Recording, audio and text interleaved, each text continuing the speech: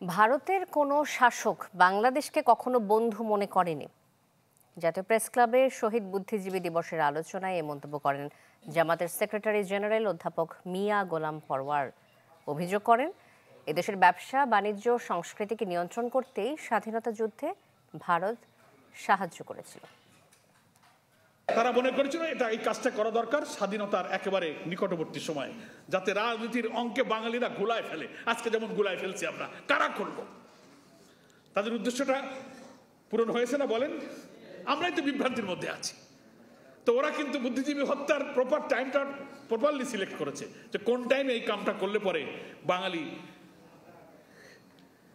ঘোলা পানিতে আর মাছ ধরতে পারবে না।